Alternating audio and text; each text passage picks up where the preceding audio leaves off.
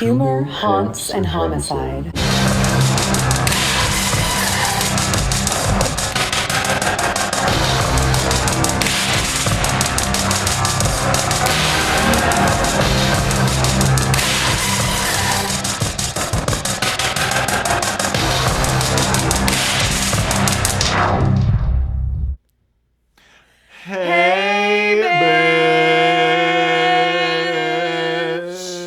I beat you that time. That was fun. I didn't know it was a contest. It is now. A race. Hi, I'm Josh. And I'm Renee. And this is Humor, Haunts, and Homicide. Yes, it Your is. true crime, haunted, and fun podcast. It's humorous. It's humorous. It's almost like your humorous bone, but not quite as funny, I think, when it's hit.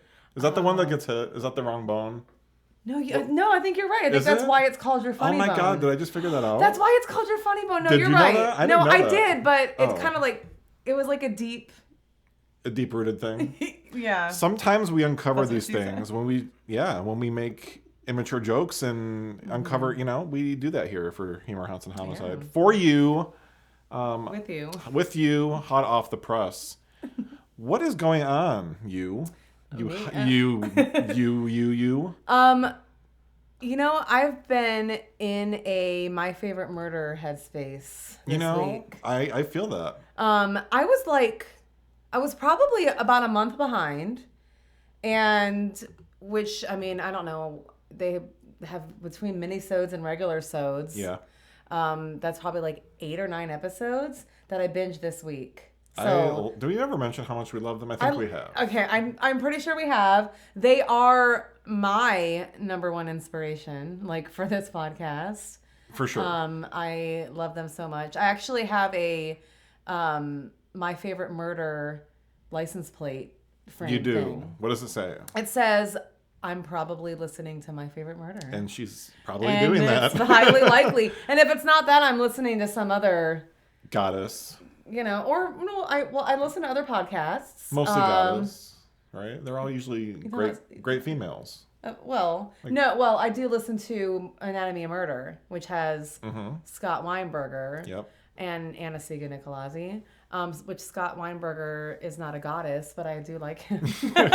He's a supporter of the goddess. That's true. That's his podcast host. Anna Siga I guess you are right, because then I listen to, not as consistently, but I listen to Morbid, and that's 2 females. Yep. Crime Junkie. Crime Junkie. When I listen to Buried Bones, that's got Kate Winkler Dawson, but also Paul Hulse. But again, he's very much a supporter of the goddesses. So, yes.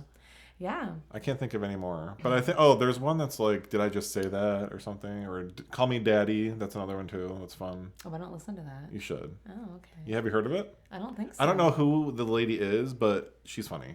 Okay. And it's good. I like funny. Yeah. So have you been binging anything this week? You know what's fun is I'm taking a trip down memory lane. Oh. A trip that you know pretty well. Do I? You do. In the form of True Blood. True Blood. Yes, and you know what's interesting is my journey with True Blood is missing the entire first season. What do you mean? When I got started, it was what year? Like 2008, 9? It was a long time ago, right? A long time ago. But it didn't feel that long. That's really weird for me. I know. But when I started watching it, I didn't even get into it. I didn't even know what the fuck it was until season 2, and everyone had hype about it. They're like, oh my God, you don't know True Blood? I'm like, no, calm down. Sorry, what is it?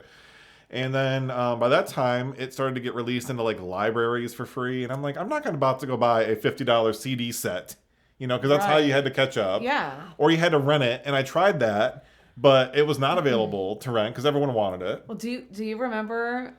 We're going to talk about how old we are, because do you remember when Netflix used to get a disc, and then you'd watch it, and then you'd have to mail it back and wait for the next disc to come. Yes. Okay, that's how I watched True Blood, because it was probably season 3 before I got into it. That's amazing. So then I had to, but that's how I had to watch. We couldn't binge things. But, go on. It's great. Dylan has finally caved, because for years I've been like, hey, True Blood's great. You need to give it a chance. And he's like, I don't know, vampires. And honestly, vampires are kind of dated, whatever. They come and go and the trends and whatnot. But I'm never gonna not be a vampire Reno, if that's what you call it. I'm a vampirino. Or a fang banger, if it's what you call it in True Blood. Yeah. You know, for those of you that don't watch True Blood, go fucking do it. Just do yourself a favor. And if you have watched it, do it again. Rewatch it. Do it again. You know, it's my second full time I'm gonna do it. I've dabbled in the series finale a couple times because of how mad I was. A couple years ago, I was like, I'm going to see if I still hate it. I'm like, I do. Yeah. Still hate the series finale. Don't love that at all. How'd you feel about it? I hated it. Yeah. I will say, though, I mean, there are very few series finales that I have been okay with. And maybe that's normal. Because, I mean, okay, like Lost is a good Oh, don't even get me started. That's a big one. I can't think of other ones off the top of my head right now because I don't know. I don't want to get off track, but fuck Lost. Yeah, honestly, it's very common for like a majority of people to hate a series finale, and I wonder if it's mostly because you're like, you know, you've been like so accustomed to these characters, they're almost like they're a part of you. Mm-hmm.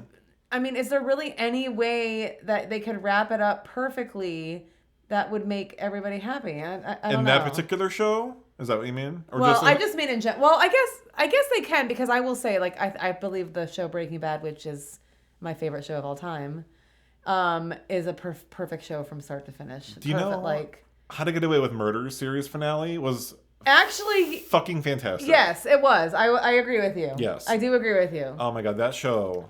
For those of you that have not seen or heard of How to Get Away with Murder, since it is very well correlated to what the hell we do here. Yeah. Gosh, that show with Viola Davis as the star and Aja Naomi King, I think her name is, as Michaela. Oh, I don't know anyone else's name, and I'm not gonna lie. I can't remember the other people, but they're all great. I binged it do you remember when I got COVID? Mm-hmm. Did you get COVID at the same time? Did you have COVID too? Yeah, yes. Yes. But anyway, I binged it then. So I ended up watching like all 6 seasons when it was said and done in like a week or two. Like, it was crazy because I just had all the time. The time. I recommended it. And it was like a great disease that spread Share Bear, your mom. Yeah, my mom got into it too. Not COVID, but... No. Yeah, she got right into the COVID. Love that COVID. But you said the disease. I don't know. You're right. It could be confusing. I'll give you that.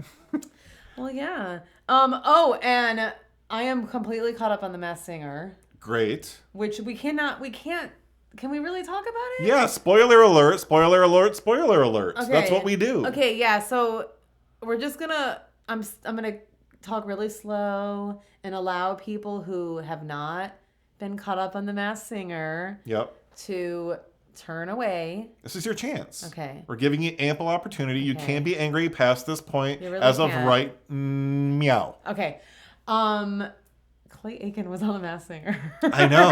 and I know we discussed this, but we knew, like, the second he opened his mouth and sang one note, it's so distinct. I was like, so distinct. Bitch, that is Clay Aiken. That breathy, controlled, if I was invincible. You know, it's just, I would just want you in your room if I was invincible. That's a really creepy song. Make you mine tonight.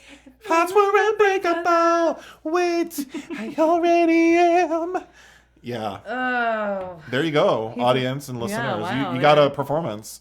Sometimes you get these here for free. I mean, you don't have to pay for concerts here. We give them to you on the house. On the house. That was weird, right? Yeah, it kind of was. It's fine. But yeah. Sometimes you try things and they don't land, and you hope you didn't do it. Clay Aiken, along with Ruben Studdard on The Masked Singer. I knew him too. I did. I was like, I bet you that's Ruben Studdard. I didn't figure it out at first, but I ended up figuring it out because there was no one else that made sense to, like, that would be a duo with him. But yeah, I knew it was him. And again, I agree with you there. But when they came, it was like, when they came out, you could just tell that they were still friends and. And I didn't mean coming out literally, but I meant, even though some, debate with Clay Aiken. Did he ever come out? I think he did come out. I don't know. If not, I'm so really sorry if you don't. I know. But I'm super sorry about that. I'm almost not trying to out positive. somebody, but I thought he came out. I think he came out. But if not, again, cool for you. That's fine. Yeah, okay. Do you, dude? Okay, great time. But your voice is amazing. Literal And it voice sounded of an angel. amazing together. Oh my god, that last performance. I thought they could have And won. I will say, the fact that they got unmasked, though I was happy to like know that it was them, it was bullshit. Right. So yeah. I know. Yeah. And we don't know who Gumball is. I mean, I kind of think it's James Marsden. Somebody mentioned I that. have no idea who I think it is. And then I honestly. went back and found a video that he had done in a movie of him actually singing, and it sounds very fucking close. Oh. So that okay. makes me think it could be him. Do you know who he is? Yes, I know who he is. Yes. For those fellow nerds out there, he is Scott Summers from X-Men. Cyclops. Yeah, Cyclops. Jean Grey's husband. I actually knew him because he was in this show called Second Noah, like back in the mid 90s. He's in Sonic too. Maybe like late 90s. And they filmed a couple episodes. Well, maybe no, I think the whole show was filmed in Tampa, but they actually filmed like an episode of the show pretty much like right near my house, and I like knew people that got to be extras in the show and stuff. That's so cool. Anyway, yeah. That's really cool. But it was like James Marsden's like first, Yeah. like very young James Marsden. You want to, speaking of celebrities and people that like you had an interaction with, my husband's, I think it's, and I could be wrong, and Dylan, you're here with us in the background, so if I'm saying this wrong, correct me. He has a friend whose niece is Starlight, Erin Moriarty from The Boys. What? Yeah. So that's what's fun Wow. about that connection. The Boys. We love The Boys. And I love her. And you know what I feel really bad about? I don't know if you saw the shit that she's gone through in the media lately. I haven't. I think it was Megyn Kelly, that dumb, Oh. had made a comment about her face and said that her face looked like she had gotten work done in plastic surgery. And that she is looking really thin. And she needed to really tone it down, essentially. Oh. And Erin Moriarty was like, it's really funny that you're taking this time out of your schedule to criticize somebody else in Hollywood as you try to self-proclaim yourself as somebody that is a feminist and that uplifts women of your equal caliber or less. So, tell me, how is this appropriate? Is essentially, those are complete, not a quote. Of course. It was a complete paraphrase, but yeah, it was along those lines. So I felt that was very, I guess, a very honest and vulnerable way to respond to that. Yeah. Isn't The Boys coming back? I think it's June 13th, Okay. which happens to be my best friend Stacey Garcia's birthday. Stacey Garcia. Love her. And she was a fellow listener and a fan of the podcast. And as soon as she Yeah. found out that we were doing this, I want to also say that she bought merchandise. She rallied up her sisters. She was like the OG. She's like number one fan. The OG. Yeah, so love you, honey. Thank you for listening. Miss you so much. Gosh, what else is going on? I've also been watching a lot of the show Evil Lives Here. Oh, I've heard of it. It's on, I believe it's, I might be wrong. I'm going to guess it's on ID. Okay. But I basically we have YouTube TV, and I just, like, in the search bar typed in Evil Lives Here, and that's how I found it. So Okay. I can't really tell you what channel it's on, but it's a murder show, obviously. Is it ID Discover or Oxygen? I think it's ID Discover. That sounds familiar. I think that's the one it is. Okay. But so basically, it will take somebody who's like really close to whoever like the horrible person is, and that's who they interview. So like in the last episode, for example, this mother had murdered her 2 children. Oh. It's pretty terrible. Wow. But like the ex-husband is who they were interviewing. So like the dad of the children. Okay. And so basically he just went through like their whole relationship, and it just goes into detail on like if they're like were there signs, Right. essentially. So right. I think it's great. It's one of my favorite murder shows right now. Well, okay. So I'll add it to my list of you should. 1,000 shows I want to watch but don't know how. I can. But one that I am squeezing in right now, and I know that you're not like a watcher, and that's fine, is X-Men 97. Okay. Do you know anything about the series or anything like that? I didn't know whoa. Yeah? Wait. I did not know there was a series, to be honest. Okay. I know X-Men. I enjoy X-Men. Well, who's your favorite X-Men? Storm. Okay. if you were going to have a superpower, would that be who, I guess, would embody that? Or do you have another in mind? I don't know. I mean, because I always thought, like, if I had a superpower, I'd go between, like, I don't know, like flight maybe, or being invisible sounds pretty cool. But I mean, not that being Storm wouldn't be fucking badass. She does have flight. She can't be invisible. Okay, well, but she can control all elements of weather. And then like her hair is when her hair goes all out and flowy, and her eyes get all like. She is considered she's an Omega level mutant, which is the highest status you can get. I lied. I think they changed that since then. But as far as I know, I'm not that caught up. So basically, I went right for the top. You did. She's up there with Jean Grey, and she's up there with Scarlet Witch, which is in some comics she is a mutant, which is also confusing. There's a whole bunch of that's a long story, but I guess I'm assuming you want to know my X-Men fave. Of course, I'm going to give it to you. So. Yeah, of course I do. I would say probably Dark Phoenix, Jean Grey, or Emma Frost. Do you know what she does? No. She is a telepath, and she can push thoughts to you. So basically, if I want to say, Renee, smack yourself upside the head, you'd have to do it. Oh. Okay. Or if I wanted to read your thoughts, I know what you were thinking about me, which is that I'm a cunt. So I would know that. Oh, okay. you know. Well. Also, if you wanted to shoot me with bullets, I could make my skin diamond and deflect those bullets. And if you were also a telepath, that diamond skin would basically allow me to be shielded from your ability to read my mind and push thoughts. Cool. That sounds she's great. fucking great. Yeah, that does. And she's hot. She's got blonde hair and big tits. Oh. So if you're into that, and an anime character. I'm not, but that's okay. I'm not either because I'm gay. Right. But if I'm gonna be into an anime female, that would be her. Okay. Yeah. Okay, great. Right. Nice. And the X-Men 97 is a continuation of an earlier series in the 90s. All right. And it's came back with a great rating and a great review, and the storyline's really aimed and tailored to adults this time around. It's not like super gory and super graphic or sexual, but there is some innuendos and there is blood and there is death. So it's good, and it's had like 90% reviews on Rotten Tomatoes right now. Very nice. Yeah, I love that for you. I'm totally into that. I love that for you. Yeah. You know what I'm into right now? I bet you I could guess, but you know what? You're gonna just tell me. I am gonna tell you. So. It's Taylor Swift related. I know this is oh my shocking. gosh! I know! Whoa! The Eras Tour is back. It's back. It's back. What does that mean? Like she's back on tour? She's back on tour. Okay. So now she's doing the European leg. So I got to watch her perform 4 nights in a row on TikTok, a live stream on TikTok. Obviously, I was not in Paris, France. That would have been great. Right.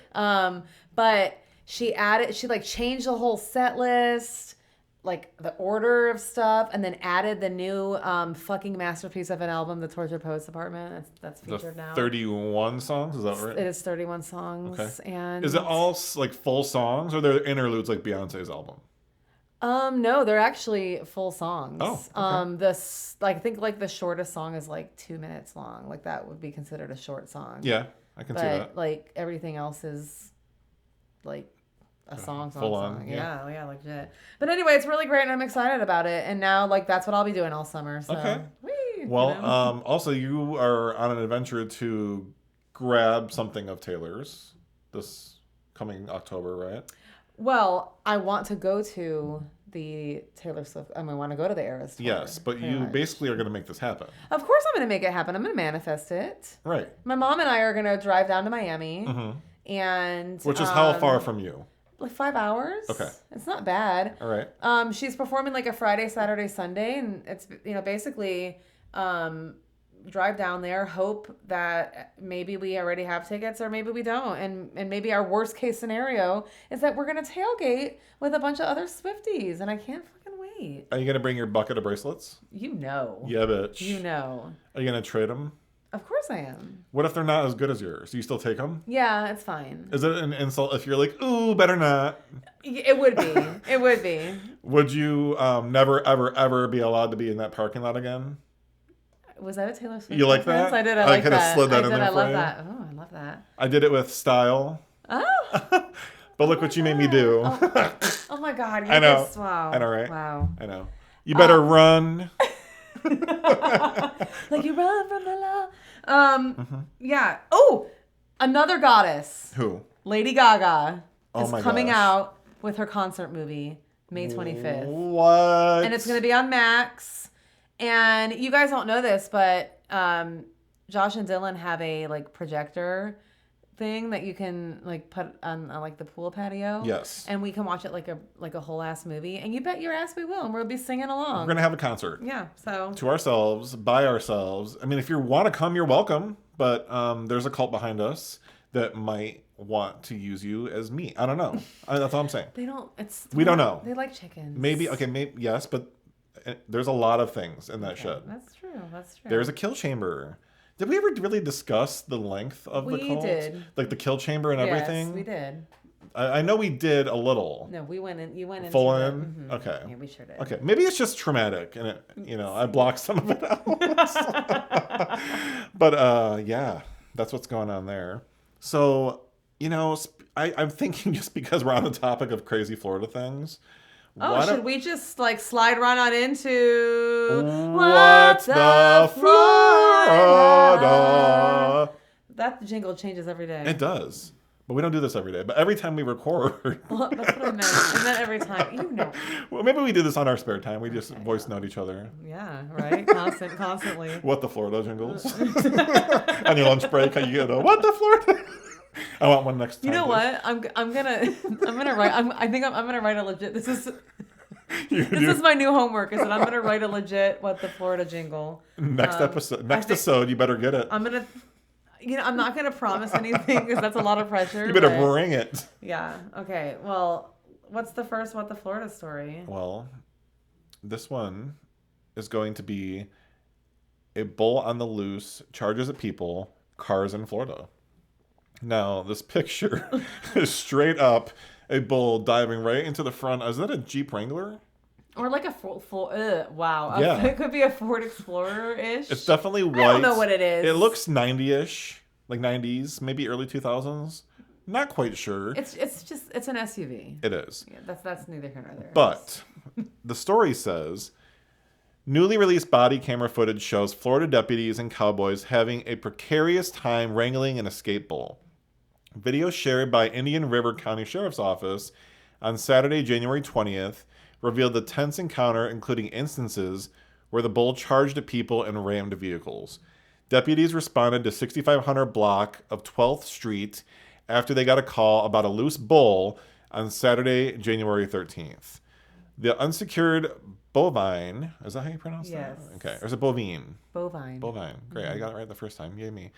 Was still on the property, but was heading toward the road, according to officials. Quote, "He's not very friendly, is he?" End quote. A deputy is heard asking a cowboy, and then another, quote, "He's not that happy." One clip shows a deputy cracking the whip at a bull who appears unfazed and moos in response. Do bulls moo? Is it a moo? Yeah. Well, It doesn't sound the same as a cow. It's probably just like deeper. You know how like a boy dog barks deeper than a girl dog, like just like that. I guess, sure. I'll give you. Same Yeah, thing, okay. same Yeah. Another part of the video captured a moment where the bull charged at someone and jostled them around. When a car pulls up to separate the bull from the person, the creature then headbutts the vehicle and even lifts it off the ground a bit. Authorities said it took them 2 hours to contain the bull and had to resort to using tranquilizer darts to immobilize it. After the bull was sedated, the animal was taken back to its paddock and secured. Officials added the bull made a full recovery from the chemical immobilization and no one was hurt in the incident. Wow. Yeah, Okay. I know. All right. Well, I'm gonna read this story. You're what the Florida? My what the Florida is entitled "Mysterious Illness." Bright blue vomit reported on cruise out of Florida. That sounds yummy. Sounds like The Exorcist took place there. Okay. Several passengers claimed they suffered an unknown illness during a Carnival cruise trip out of Jacksonville, Florida last week, including a Georgia woman who said she threw up bright blue vomit. Miranda Hill Turd? Wow. Miranda Hill told First Coast News she recently went on the Carnival Elation with her boyfriend's family for 5 days. Hill initially believed she was seasick, but noticed something strange with her symptoms. My throw up was bright blue, and I have never eaten anything blue, and every time I look up blue throw up, it has to deal with a poisoning, Hill recounted to reporters. The passenger said she had to be hooked up to an IV for half of the voyage. She also claims her friends and boyfriend's family started suffering similar symptoms, adding that one of her friends reportedly threw up a live parasite. Jesus. Why am I laughing? I thought we were going to do a punchline here. I think this is a serious. Wow. A Carnival spokesperson told First Coast News they believe the passenger suffered gastroenteritis and will have the ship undergo more cleaning. The news outlet reported the Carnival Elation returned to Jacksonville on Monday, January 22nd. Hill said she and her boyfriend got a $95 cruise credit to use on a future trip. $95 for, wow. No word on their condition as of Thursday or if they're still afflicted with the illness. Bro. Or, okay, was it even blue vomit? Who saw this blue vomit? I know, but number one, no. Carnival spokesperson is admitting that they suffered okay? They believe the passengers. A $95 cruise credit is a little bit of a slap in the face, I'm just saying. I mean, come on. I know. Wow. They should have at least given them a ticket if they were true. And I guess in that situation, you have to assume innocence. So, if we're on the side of the innocence here, Carnival fucked up. Of course we're on the side of the innocence. Right. Stop. Well, you know what time it is now? What time is it? Mad Lib time. Ooh. This one's called Tuck Everlasting. Ooh, do you want me to read it or do you want to read it? Give it to us. Okay. Give it to us. Every girl has her secrets. And one of the biggest secrets of drag is how to conceal your tongue and eyebrows when you are all dolled up. Many drag queens will tell you that how you tuck depends on the jock strap you plan to wear. That actually fits. That one fit. When wearing a looser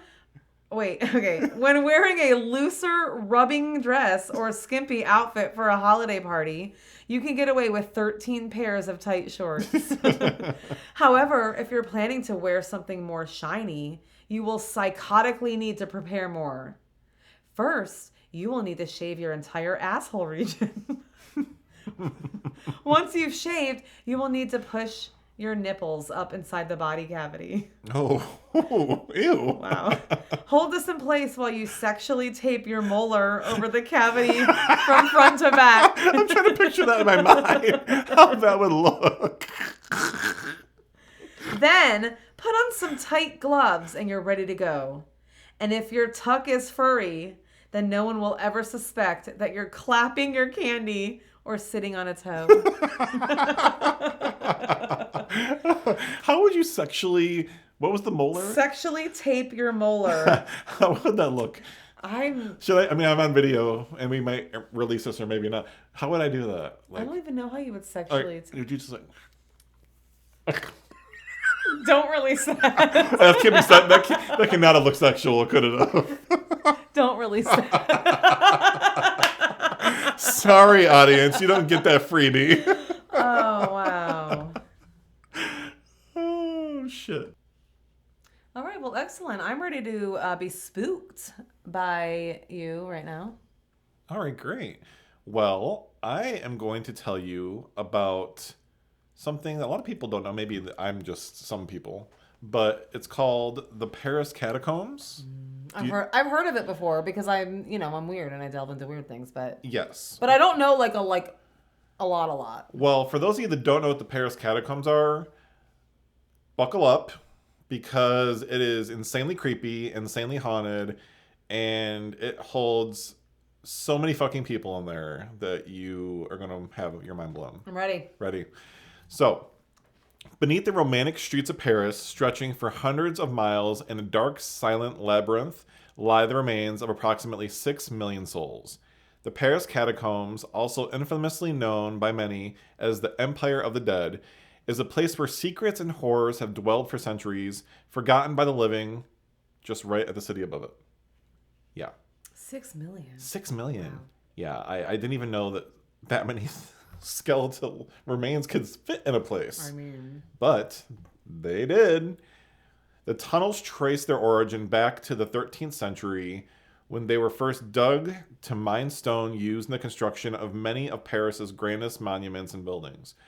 As the city swelled in population over the following centuries, cemeteries began to become horrifically overcrowded to the point of causing disease and instability. A solution was needed, and very fast indeed. Paris at this time had a main cemetery that was being used that would eventually lead to the need to create the catacombs in the first place. This was called the Holy Innocents Cemetery. Now, in French, it's mostly referred to as Les Innocents. Again, okay. Me, accents, figuring out names. I'm just letting you know right now that that's going to be Les. And I'm going to tell you right now that we're going to have a lot of fuck-ups. Les Innocents. We're going to have a lot of fuck-ups of the story. Okay. So if you like that, then keep listening. I do. I like making fun of you. So I appreciate that. The Les Innocents, was that better? A little bit. Okay, cool. Is now a defunct cemetery in Paris that was used from the Middle Ages until the late 18th century. It was the oldest and largest cemetery in Paris and had often been used for mass graves. It was closed because of overuse in 1780. But prior to that, preparation work began in 1774, just a short 6 years before the eventual closure of the cemetery, after a series of basement walls collapsed around the Holy Innocents Cemetery, which added a sense of urgency for a solution. It wasn't until 1786 that the remains from the overcrowded cemeteries began being systematically moved into the abandoned quarry tunnels beneath Paris. This is creepy. This is so creepy. At night, a parade of bone wagons would travel through the streets, piled high with skulls and femurs and rib cages and other bones that were taken to the catacombs and unceremoniously dumped in a great pit to be organized later. Any thoughts? Yeah. Bone wagon? Bone wagon. It could be a good name for a band. That would be a great band name, actually. Bone wagon. Yeah. Do we just create a band name? I mean, we're the Bone Wagons, and you're listening to our... No? No, we're not the Bone Wagons. No. We're like a metal band, and we're like Bone Wagon. Bone Wagon. Not the Bone Wagon. Just yeah. Bone Wagon. Absolutely. You gotta have that deep voice, too. Yeah, where you sound like you're smoking tons of cigarettes at a bingo hall. Like Big Ange. Bless her soul. Bless her soul, Big Ange. Oh, back to our regular scheduled program. Much of the left bank of the area that the catacomb rests upon, and it's actually called rich Lutetian limestone deposits. I can insert a your mom joke right there, but I'm not going to because it was just past Mother's Day. So I'm going to be respectful to Cher Bear. Thank you. You're welcome. This stone built much of the city, and it was extracted in locations away from any habitation. There were looming problems for the area because of the post-12th century's haphazard mining technique of digging wells down to the deposits and extracting it horizontally until depletion. Many of these, often illicit mines, were uncharted, and when they were depleted, they were often abandoned and forgotten about. Paris had annexed its suburbs many times over the centuries, and by the 18th century, many of its... help me out here. Arrondissements, something, which are also known in Latin terms as administrative districts, were or included previously mined territories. Mine consolidations were still occurring in the underground around the site of the 1777 collapse that had initiated the project had already become a series of stone and masonry inspection passageways that reinforced the streets above. The mine renovation and cemetery closures were both issues within the jurisdiction of the police prefect, Police Lieutenant General Alexandre Lenoir, who had been directly involved in the creation of a mine inspection service. Lenoir endorsed the idea of moving a Parisian Parisian. Thank you. Dead to the subterranean passageways that were renovated during 1782. After deciding to further renovate the Tombe Historique, it's hard. What? Yeah, I don't know what that one is. I don't know that. Tombe Historique. I don't think you say the E. Tombe Historique. Tombe? Yeah, that. Passageways for their future role as an underground. Yep. Sepulchre? Yeah. I don't know. Which I believe is yeah. The idea became law in late 1785. Cemeteries whose remains were moved to the catacombs included Saints Innocents, The largest by far, with around 2 million buried over 600 years of operation. Wow. Oh, here's another tough one. Saint Etienne de Grace, or Gray, of the oldest, Madeleine Cemetery, Arances Cemetery, which used for victims of the French Revolution, and Notre Dame de Blancs, Monteau. Monteau. By this way, the skeletal remains of several notable victims of the French Revolution were transferred to the catacombs. There were a whole list of people that I have no idea who they were, and I was not about to spend the time clicking to go research all of them. Of course. So I'll just name off one or two of them. I have Louis Philippe II, Duke of Orleans. Philippe. Died November 6, 1793, father of King Louis Philippe I. We've also got Madame Elizabeth, with an S in there for all you Elizabeths with an S. Died May 10th, 1794, sister of King. Go ahead and take it away. That would be Louis the 16th, the 18th, Yeah, girl. and Charles the 10th. You got it. And Louis Antoine de Saint-Just, or just a few of those. Again, there was like 30 of those, so you don't get all of them. But those are a couple that sounded important to me. No one wants to hear 30 names. They just know they're important. Yeah.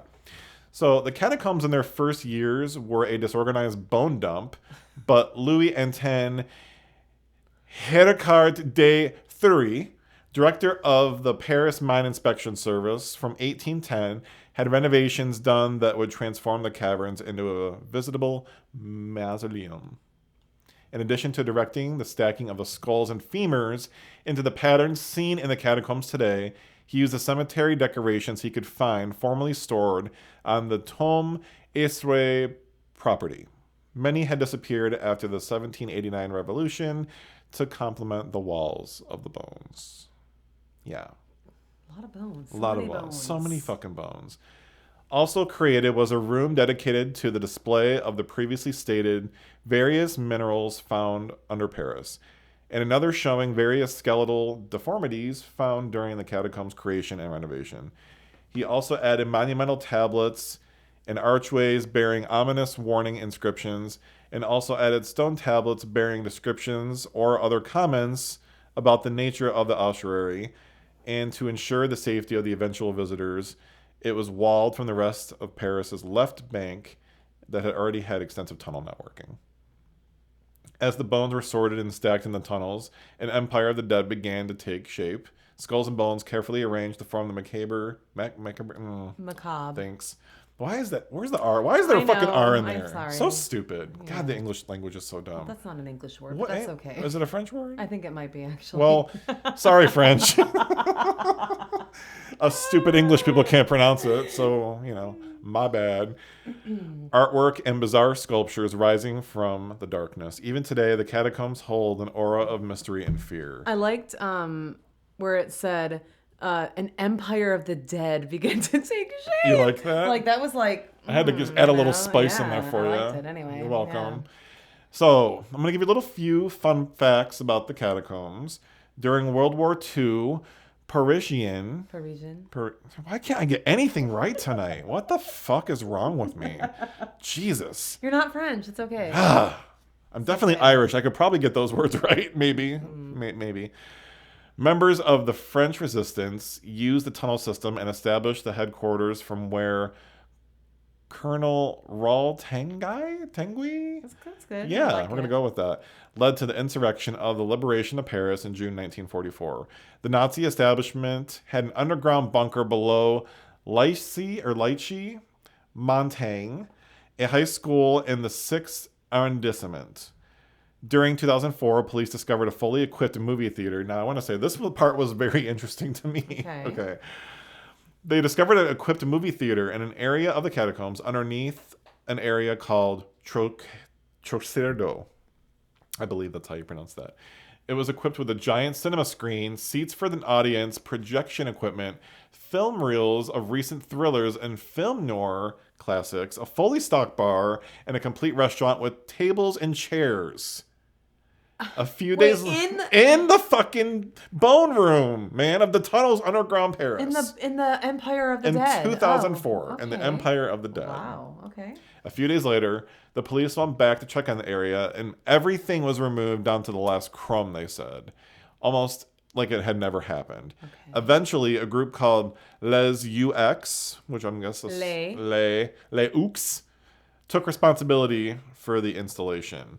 That organization is an underground organization of urban explorers that improves hidden corners of Paris. That's fascinating. It's almost like the people that will do paintings on electrical boxes. Yeah. But to a much darker extremity. A movie theater restaurant bar inside of the catacombs is not what I was expecting to hear when they today. say you are what you eat, they literally are meaning that. Wow. You know? Okay. Have you ever heard of the film As Above, So Below? I have, actually. I feel like I've actually watched it. I don't think I've seen it. It looked familiar when I was reading up on it, Okay. and the trailer looked familiar, but I didn't remember it much further than that. It was released in 2014, and it was the first production that secured permission from the French government to film inside the catacombs. They aimed to use no alterations to the environment whatsoever, with the exception of a piano and a car that were hauled into the catacombs and then set on fire. Okay, so I've not seen it, but I remember the trailer for that. Like, I remember when this came out, but I haven't seen it. It's crazy. I want to go back and watch it now. Yeah, me too. Because assuming I've already seen it. Yeah. Now, I will tell you about some of the hauntings and creepy stories that have occurred here. Like you needed any more reason to think this place was fucking creepy. It's not scary enough as it is. Right. So this one is titled The Uncovered Video Camera. So speaking of the movie, As Above, So Below, this is by far, in my opinion, one of the creepiest Paris catacomb legends that I was able to find. In the early 1990s, a group of cataphiles, which is basically people who study and explore the Paris catacombs regularly. It's like your murderinos, part of the bitch pack, bless you. Thank you. Was walking through the dark chambers of the ossuary when they found a video camera on the ground. The camera still had footage on it, and as they watched it, they heard disturbing noises. From the video, they could tell that a man was holding the camera, that the man was lost, and had no idea how to escape. The more that they watched, the more it became clearer the man was going mad in the underground network of the tunnels. The video ends abruptly with the man dropping the camera to the ground, and to this day, no one knows who he was, if he ever managed to make it out or out alive, and many believe that the movie As Above, So Below is inspired by this tragedy. So possibly linked to the video camera story above, a famous Paris catacomb legend has it that terrifying happenings happen in the burial sites after midnight. Explore if you dare. If you're inside the Paris catacombs after midnight, according to this legend, that's when the walls begin to speak to you. It's said ghostly voices will try to persuade you to venture even further and deeper into the catacombs until you find your way out again, or maybe you don't even do that. But I want to know, who holds the keys to these fucking doors? You know, is it the Paris government? Is it some gatekeeper? I don't know, man. I'm fascinated. Yeah. I don't even know what else to say. Yes. I didn't know. I thought I knew more about them. I didn't know you could just like go in there at any time. Like, you want to add it to the list of places? Sort of. That's a vast list these days. Kind of. Yeah. I mean, yeah, why not? Yeah. Anyway, go on. Okay. The next story is going to be around the ghost Philibert Epsart, whatever. I don't know how to... He is a famous ghost at the establishment, which we call the catacombs. Call him Phil. Phil. Yeah. During the French Revolution, a man named Phil was a doorman at the Val de Grace Hospital. On a mission to fetch a certain liqueur from a cellar, Phil actually ended up entering the Paris catacomb by accident. Walking around the pitch black catacombs alone, with just a single candle, Phil became lost and confused. Many believe he had been intoxicated at the time, looking for more booze, and ultimately Phil's candle went out and then everything turned black, of course, making it impossible for him to escape the profound darkness of the catacombs.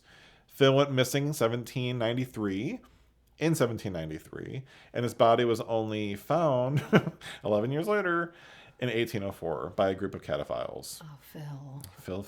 Phil. He was found only meters away from a staircase that would have led to an exit, which is even more fucked up. Yeah, it is. He was only identifiable due to decomposition by his hospital keyring and the distinguishable buttons on his jacket. Phil is buried in the catacombs in an exact place that he died, with a tombstone describing his death. Cataphiles and catacomb folklorists say that every November 3rd, which is my mom's birthday, coincidentally enough, Kelly! Phil's ghost haunts the labyrinth of the catacombs. While parts of the catacombs have been made safe for tours, the majority of hundreds of miles of tunnels remain illegal to access, sealed off by intricate lock gates. Legends tell secrets of hidden entrances in the basement levels around Paris that will allow entrances to the forbidden sections where entire cities of the dead lie undisturbed, holding secrets and treasures lost to time. What I want to know again is who holds these fucking keys. I'm still thinking about that. I don't know why that is getting me, but it's bothering me. I need to find that out. Many have ventured into sealed sections of the catacombs, breaking through the barriers. Urban explorers, treasure hunters, thrill seekers, and some that have never returned have been consumed by the vast ossuary's eternal darkness, doomed to become part of the Emperor's dead themselves. For the catacombs hunger for more souls to add to their ranks, and even more eerie silence that holds the whispers and screams of the millions already taken. Woo! That was my story on the creepiest fuck catacombs of Paris. Okay, do we want to go there? I don't want to go far, but 6 million souls? Oh man! Wow. Even if you don't have a personal story of your own, how can it not fucking be haunted? There's got to be some. I mean, like 6 million people, and that's the most concealed place with the most amount of burials in the entire world. I mean, that's something. I loved it. And one of the most haunted places in the world. Nice. Thank you so much. Okay, I've been really excited about this one ever since you told me what you were doing. Yes. And it is a little more mainstream, but I don't think that's going to stop anybody from being excited about it. I'm going to be telling everybody about the Florida fucked up, the Florida. That's right, bitch. I forgot she's from Florida. Well, she's not from, but whatever. Yeah. Eileen Wuornos. Yes. There's Florida involved. There is. Oh, it's so involved. Oh, so Florida. It's so Florida. So what the Florida? Florida. That's a new Taylor Swift song. That's a good one. It's great. All right, so here we go. You ready? Give it to me. Eileen Wuornos was born Eileen Carol Pittman on February 29th, 1956 in Rochester, Michigan. I was born there. In Rochester? Rochester, Michigan. Oh, okay. Yeah. Her mother, Diane Wuornos, was 14 years old when she married Eileen's father, 18-year-old Leo Pittman, on June 3rd, 1954. My sister's birthday. This is weird. Oh. Too much Michigan and weirdness going on. On March 14th, 1955, Diane gave birth to Eileen's older brother, Keith. After less than 2 years of marriage and 2 months before Eileen was born, Diane filed for divorce. She gave birth to Eileen at the age of 16. Imagine, at 16, she's got 2 children. Girl. I mean, no. Wow. No. Wuornos never met her father. In 1967, Leo Pittman was sentenced to life imprisonment for kidnapping and raping a 7-year-old girl. Ugh, God. Disgusting. Pittman was diagnosed with schizophrenia. He committed suicide by hanging in prison on January 30th, 1969.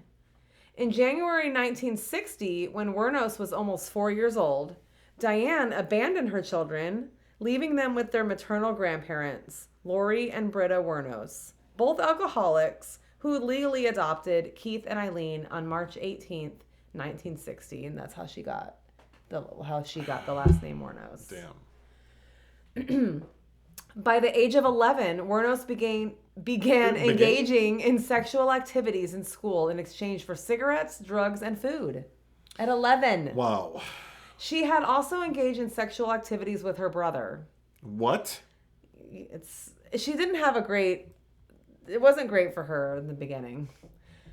Wuornos said that her alcoholic grandfather had sexually assaulted and beaten her when she was a child. Before beating her, he would force her to strip out of her clothes. Now, in 1970, at age 14, she became pregnant after being raped by a family friend. What the fuck? Eileen gave birth to a boy at a home for unwed mothers on March 23rd, 1971, and the child was placed for adoption. A few months after her son was born, she dropped out of school at about the same time that her grandmother died of liver failure. So it's just not great for her. No. Even worse, when Wuornos was 15, her grandfather threw her out of the house, and she began living in the woods near her old home and supported herself through prostitution. Gosh, it's like nothing good happened to this Nothing good at all happened to her. It started bad and got worse, you know. On May 27th, 1974, at age 18, Wuornos was arrested in Jefferson County, Wyoming for driving under the influence, disorderly conduct, and firing. Wow. Firing? Yeah. Wow. And firing a .22 caliber pistol from a moving vehicle. She was later charged with failure to appear. Basically, we're just going to go through a little crime spree that she had like for many years. And this is her little... I see your birthday. You know. That's fun. Oh, yeah. We'll get there. In 1976, Wuornos hitchhiked to Florida, where she met 69-year-old yacht club president Louis Gratz Fell. Now, in 1976, she was born in so she's 20, so this man is 69. Okay. Yeah. Mm-hmm. They married very quickly, and the announcement of their nuptials was printed in the local newspaper's society pages. Wuornos continually involved herself in confrontations at their local bar and went to jail briefly for assault. She also hit Fell with his own cane, leading him to gain a restraining order against her within weeks of the marriage. She returned to Michigan, where on July 14th, that's her birthday, yeah, it is. 1976, I'm not that old though, she was arrested at Bernie's Club in Mansalona in Antrim County and charged with assault and disturbing the peace for throwing a cue ball at a bartender's head. She's just really... A fucking cue ball? She's just going to town. Bitch, that would fucking hurt. Yeah. It would so bad. God, that would hurt so bad. That would hurt so bad. On July 17th, her brother Keith died of esophageal. Yeah, he had esophagus. How did I get that right? But I can't get anything. He had else. esophagus cancer, yes. Yeah. And Wuornos received $10,000 from his life insurance. Wuornos and Fell annulled their marriage on July 21st after only 9 weeks. 9 weeks. Wow. In August 1976, Wuornos was given a $100 fine for drunk driving. She used the money inherited from her brother to pay the fine and spent the rest within 2 months buying luxuries, including a new car, which she wrecked shortly afterward. This bitch is a mess. In 1978, at the age of 22, she attempted suicide by shooting herself in the stomach. Like, why would that be the way? What the fuck? Why would that be the way? I don't remember any of this in the movie. Yeah, I haven't seen the movie in a long time. It's been a long time. And I don't know what kind of details were in it as far as that. I don't remember this, but yeah, Yeah. I'll have to go back. Now, between the ages of 14 and 22, she had attempted suicide 6 times. So this was like time 6. How do you not get it right after the... really, damn. though? I mean, come on. I almost feel like you don't want to die. want to die. Like, you're just attention seeking. Yeah. But you know... 6 times. She had dude, the life was real. I get it. It's real but bad for her. 6 Real times. bad for her. Yeah. 6 times. Wow. Yeah. On May 20th, 1981, Wuornos was arrested in Edgewater, Florida for the armed robbery of a convenience store where she stole $35 and 2 packs of cigarettes. She was sentenced to prison on May 4th, 1982 and released on June 30th, 1983. On May 1st, 1984, Wuornos was arrested for attempting to pass forged checks at a bank in Key West. And on November 30th, 1985, she was named as a suspect in the theft of a revolver and ammunition in Pasco County. We live there. Man, how close to all my homes is this? I know, Like, really, right? you picked a good one there. On January 4th, 1986, Wuornos was arrested in Miami and charged with car theft, resisting arrest, and obstruction of justice for providing identification bearing her aunt's name. I mean, she really was going all over Florida. Like, Jesus. all over Florida. Yeah, so she was. Yeah. Miami police officers found a .38 caliber revolver and a box of ammunition in the stolen car. On June 2nd, 1986, Volusia County deputy sheriffs detained Wuornos for questioning after a male companion accused her of pulling a gun in his car and demanding $200. Wuornos was found to be carrying spare ammunition, and police discovered a .22 pistol under the passenger seat she had occupied. Damn. She's crazy. She's fucking nuts. In 1986, 30-year-old Wuornos met 24-year-old Tyria Moore, a motel maid at a Daytona Beach gay bar called Zodiac. They moved in together, and Wuornos supported them with her earnings as a prostitute.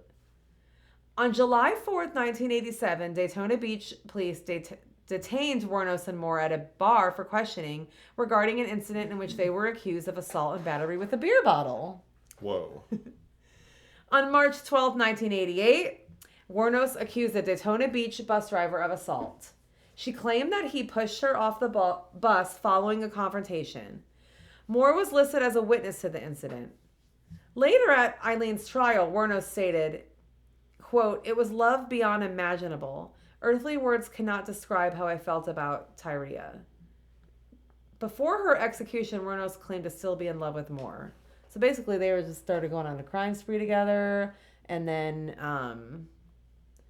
Tyria would corroborate her bullshit story, because I don't really think that the assault actually happened. It's she was claiming it, and then the girlfriend would be like, "Yeah, I witnessed that, blah blah blah." For those of you that have not saw the movie, you are looking at Christina Ricci playing Tyria and Charlize Theron playing Aileen Wuornos. Yeah. And they both do a fantastic So good. fucking job. Like, I believe they either both got awards or they definitely got nominated. I know Charlize definitely got an award. But I'm a huge fan of both of them. Oh, absolutely. Huge Me fan. too. Me too.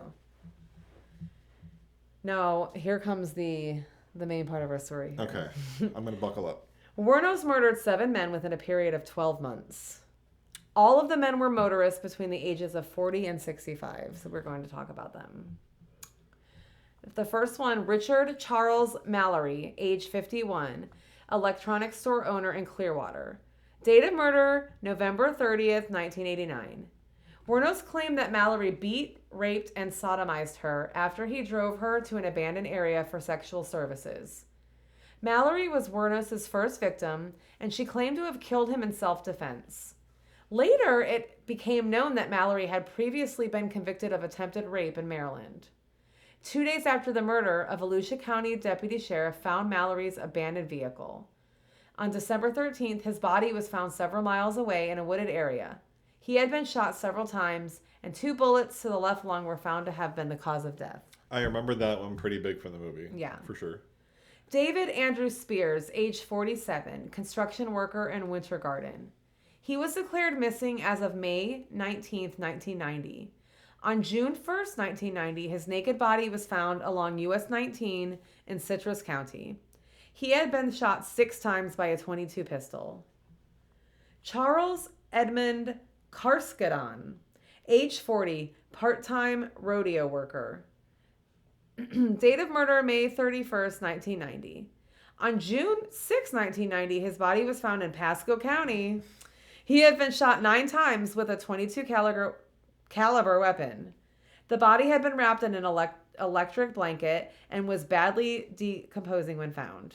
Witnesses saw Wuornos in possession of Karskadon's car, and Wuornos had also pawned a gun identified as belonging to Karskadon. I hope I'm saying that right. I believe you are. Okay. Sounds like a dinosaur. Peter Abraham Seams, age 65, retired merchant seaman. Oh. Go get him, Tiger. Oh, I'm sorry. Wow.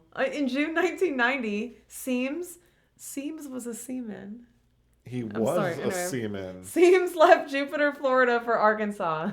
On July 4th, 1990, his car was found in Orange Springs, Florida. Why is everything happening on July 4th in the story? That's a lot of July 4th, Yeah, a lot of death. Moore and Wuornos were seen abandoning the car, and Wuornos' handprint was found on the interior door handle. His body was never found. Troy Eugene Burress, age 50, sausage salesman from Ocala, Florida. Man, these fucking professions. Rodeo worker, sausage salesman, retired seaman. I bet he was. On July 31st, 1990, he was reported missing. On August 4th, 1990, his body was found in a wooded area along State Road 19 in Marion County. He had been shot twice. Charles Richard Humphreys, who went by Dick, age 56, retired U.S. Air Force major, former state child abuse investigator, and former chief of police. She really went for the top on this one. Wow. Date of murder, September 11th, 1990. On September 12th, 1990, his body was found in Marion County. He was fully clothed and had been shot 7 times in the head and torso. His car was found in Suwannee County. Walter Gino Antonio, age 62, trucker, security guard, and reserve police officer. On November 19th, 1990, Antonio's nearly naked body was found near a remote logging road in Dixie County. He had been shot 4 times. 5 days later, his car was found in Brevard County. So that's... Wow. Yeah. So, on July 4th... There we are. No, well, this is just... I know. It's the same, I but know. anyway. You're just hearing a lot, that's all. On July 4th, 1990, Wuornos and Tyria Moore abandoned victim Peter Seam's car after they were involved in an accident. Rhonda Bailey, who witnessed the accident, provided police with a description of 2 women, which later led to a media campaign to locate them. Police also found some of the victims' belongings in pawn shops. Wuornos' fingerprint that was found on a receipt at one of the pawn shops matched the print that was left in Seam's car. Wuornos had a criminal record in Florida, and samples of her prints were in a database. So, she was dumb. Yeah, that's it. Dumb. On January 9th, 1991, Wuornos was arrested at the Last Resort Biker Bar in Volusia County on the pretext of an outstanding warrant in the name of Lori Grody. Police located Moore the next day in Pittston, Pennsylvania. She agreed to elicit a confession from Wuornos in exchange for immunity from prosecution. Moore returned with the police to Florida, where she was put up in a motel. Under police guidance, she made numerous phone calls to Wuornos, pleading for her help in clearing her name. 3 days later, on January 16th, 1991, Wuornos confessed to the murders.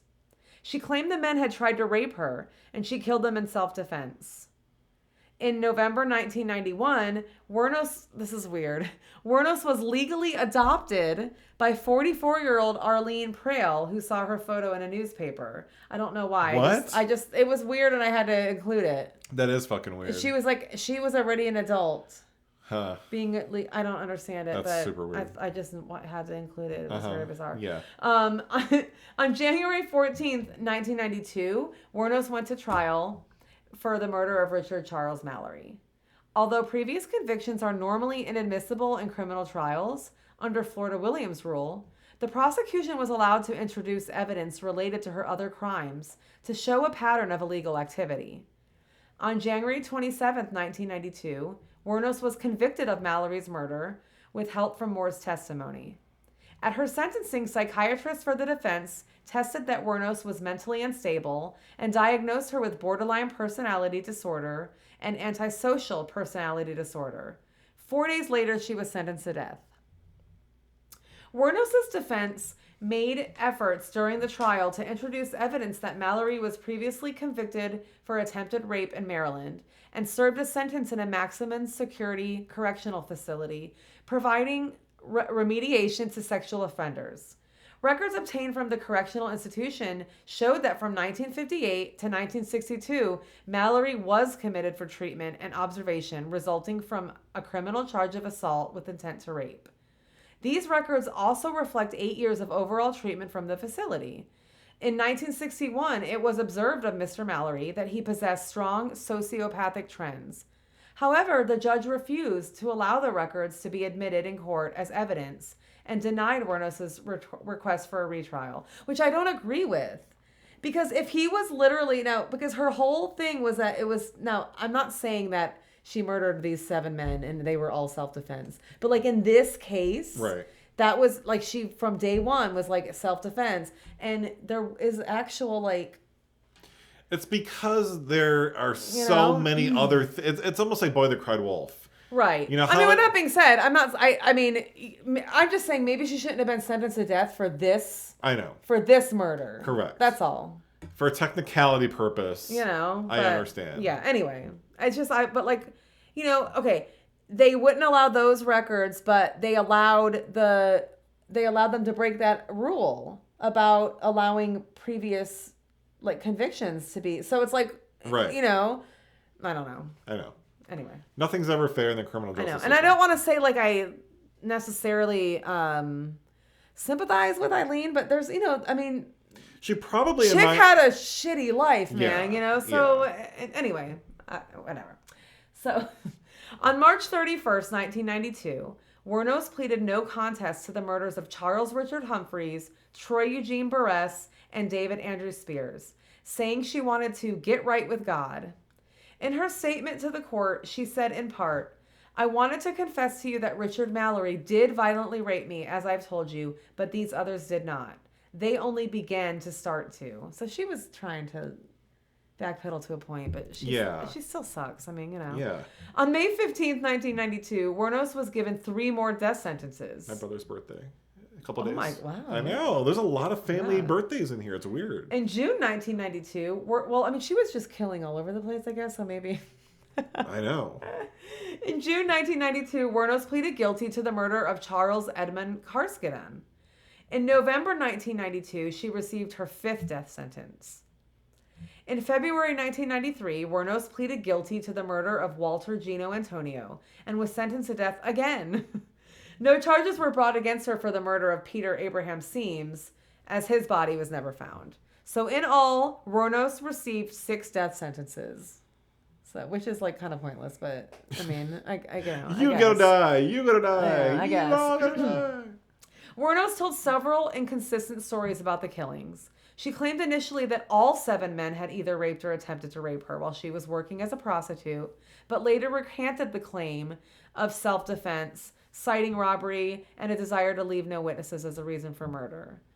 During an interview with filmmaker Nick Broomfield, when Wuornos thought the cameras were off, she told him that it was in fact self-defense, but she could not stand being on death row, where she had been for 10 years at that point and wanted to die.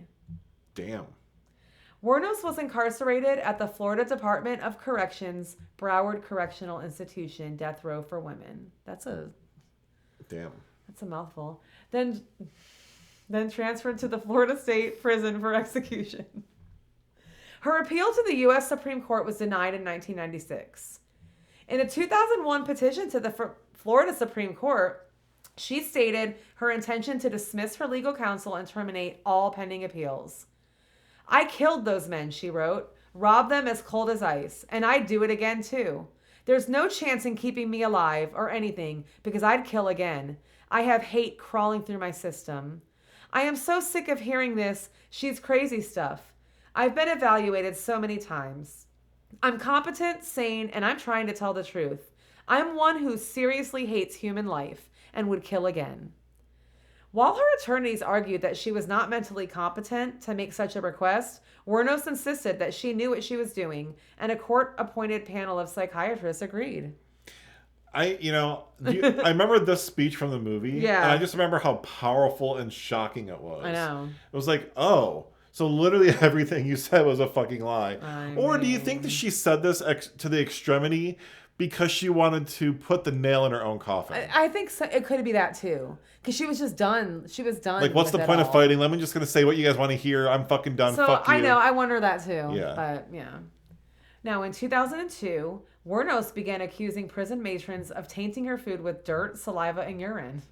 She said she had overheard conversations among prison personnel, trying to get me so pushed over the brink by them, I'd wind up committing suicide before the execution, and wishing to rape me before the execution. I think she was just kind of starting to go crazy as it was looming, you know. I think she's been crazy since 11 years old. Correct. She was out there yes. fucking prostituting it up. She also complained of strip searches, tight handcuffing, door kicking, frequent window checks, low water pressure, mildew on her mattress, and catcalling in distaste and a pure hatred towards me. Wuornos threatened to boycott showers and food trays when certain officers were on duty. In the meantime, my stomach's growling away and I'm taking showers through the sink of my cell.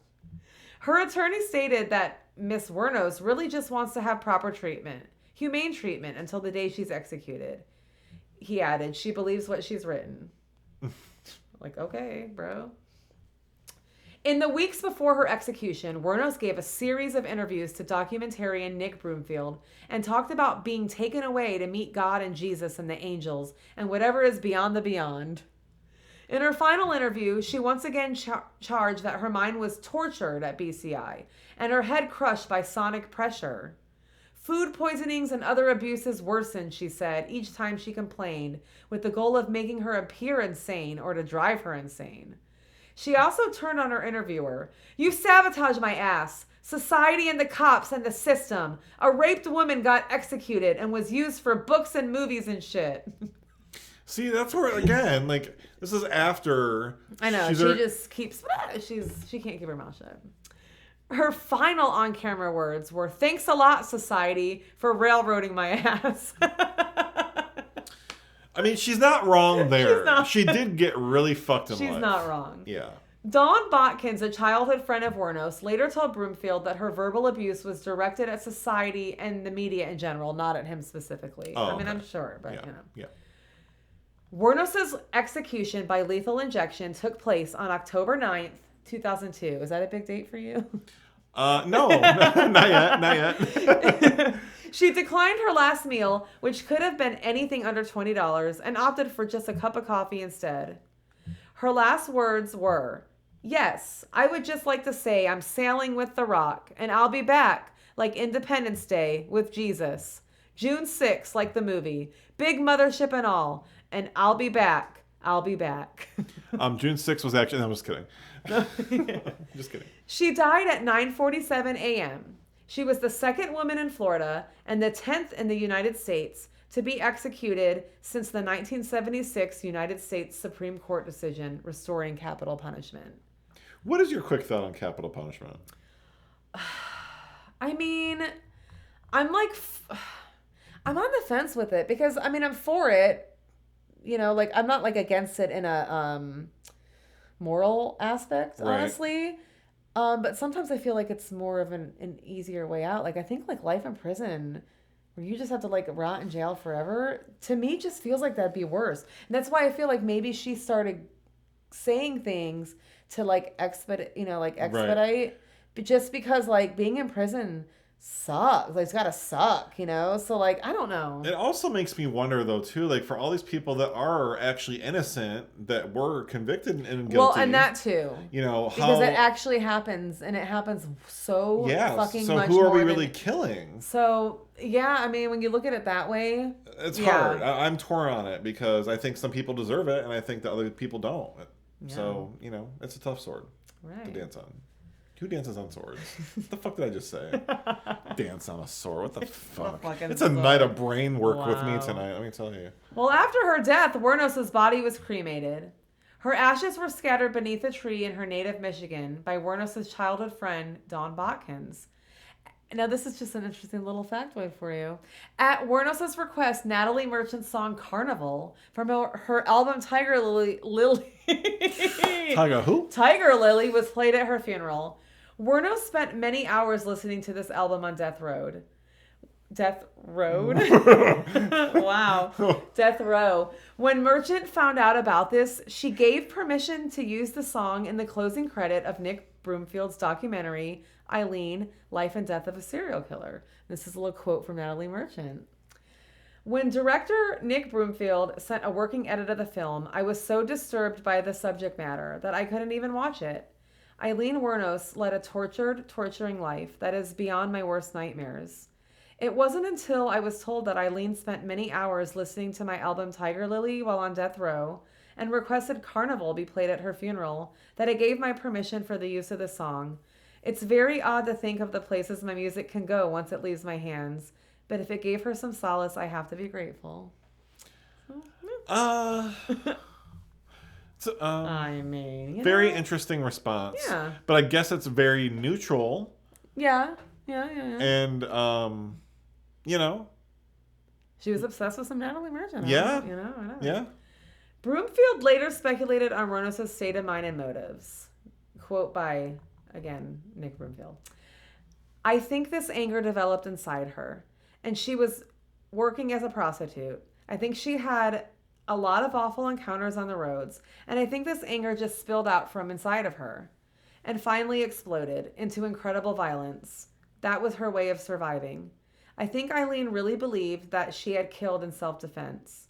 I think someone who's deeply psychotic can't really tell the difference between something that is life-threatening and something that is a minor disagreement, that you could say something that she didn't agree with.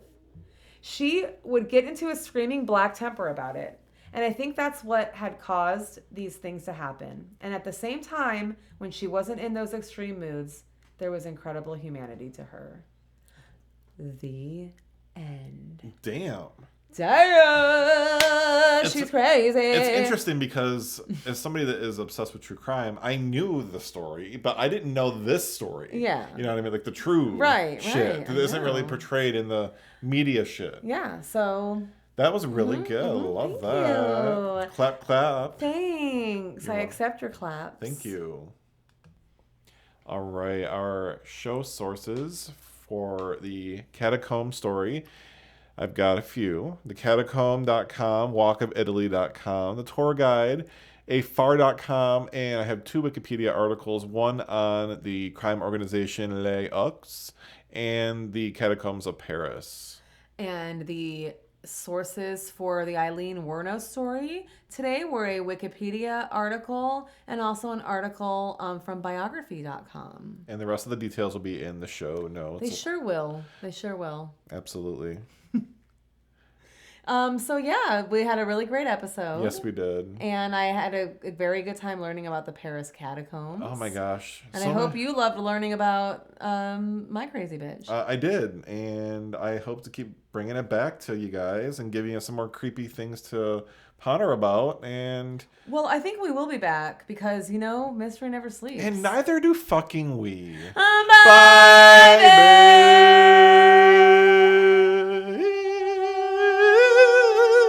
I can't hold my breath anymore. Bye.